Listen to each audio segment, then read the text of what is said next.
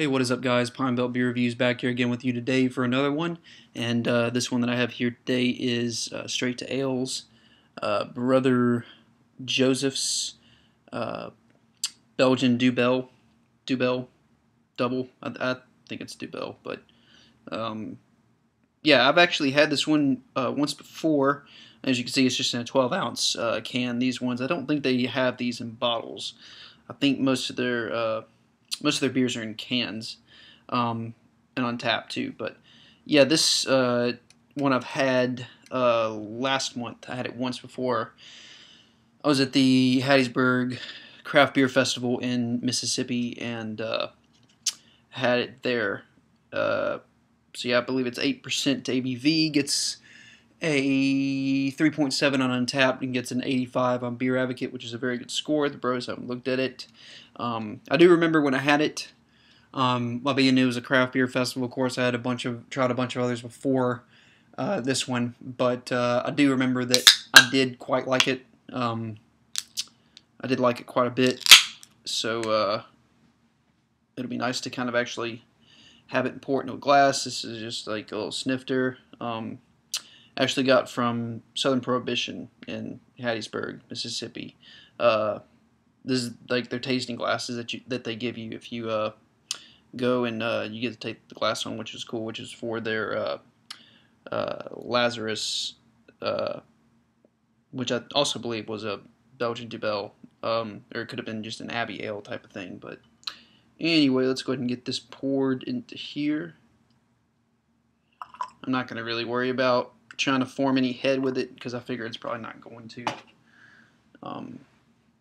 So yeah, even if I did pour it pretty roughly, I don't think it would have gotten much of a head or anything like that. So it does look pretty much kind of a hazy-ish, kind of like chestnut brown sort of thing going with it. Not sure if there's any particles in it, but it is quite hazy, so there might actually be some particles in there somewhere. I think that there are. I can't really tell. It's pretty, like I said, it's pretty hazy, so yeah, it looks pretty fizzy. Lots of carbonation going on in there. Not very audible though, but there is a lot of carbonation going on, and yeah. So like I said, it's not gonna have any heads. It's so high alcohol, and it's the style of it. They usually don't have, they don't produce a lot of foam. So let's go ahead and go for the aroma with this. Pretty sweet, but not too sweet. Kind of almost has sort of like, it's funny I said chestnut in the color of it because it kind of has sort of a tree nut kind of shell smell to it, almost like pecans or something. A little bit of the alcohol in there as well, and then some kind of dark barley, possibly roasted barley. I don't think it's roasted though. And of course, you kind of get that more sort of syrupiness that you get with these types of Belgians, these strong Belgian ales. Maybe a little bit of sourness there too, but maybe not sour, kind of more of a tartness almost, I guess.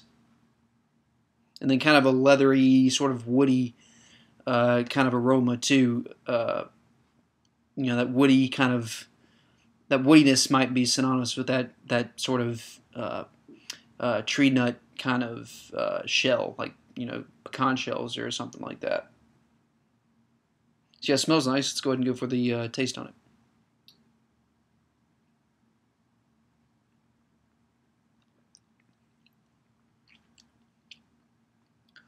It's got a nice rich taste. That's the that's one of the first things I notice is it's got a taste that goes all the way from the start to the finish. A little bit of smokiness.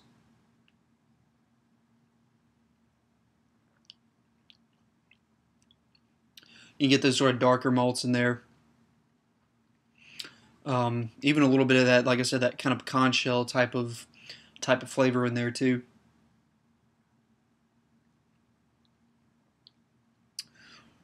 maybe a little bit of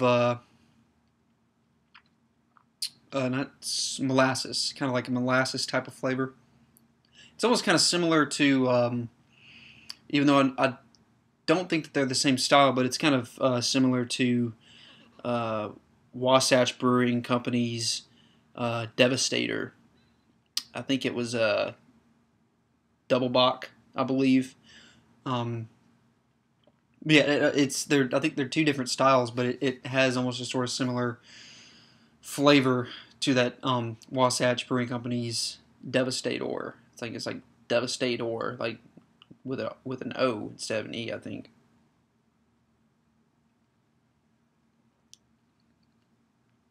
But yeah, like I said, it's really rich. You get sort of a leathery, that kind of leathery sort of aroma kind of carries through into the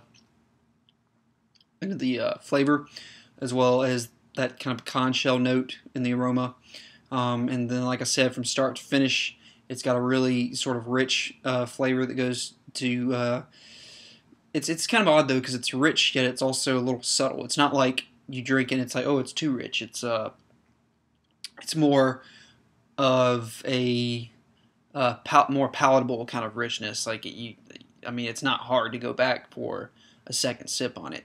The finish is dry for sure because it is 8%, and it's like that sort of drier kind of Belgian style. But I mean, it's really good. I don't think it's quite like a solid A.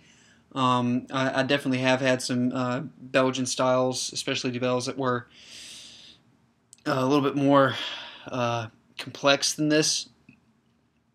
I think besides those flavors, I did mention that there are quite a few flavors in there, but they're sort of on the subtle side. They don't really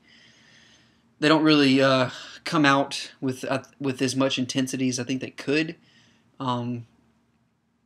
But despite that, I do think it's a really great Belgian Duvel. I remember I really liked it at the craft beer festival, like I mentioned at the beginning of the video. So I don't think I would have any sort of I don't think I would go past go below an A- on this one. I do think it's that's about as low as you can go for this. So I do believe this is an A-. Belgian Duvel by Straight to Ales. I think I'm trying to remember. I'm sure it's on the can. I didn't mention where they're based out of, actually. Huntsville, Alabama. So they're like a southeastern brewing company. So yeah, let me go ahead and show the can one more time. I mean, it's a neat can though. That's for sure. It's kind of got a sort of almost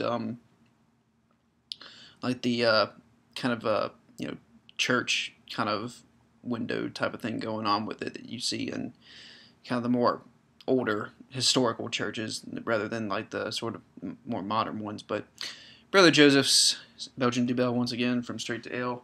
A- on this, and until next time, guys, thank you for watching.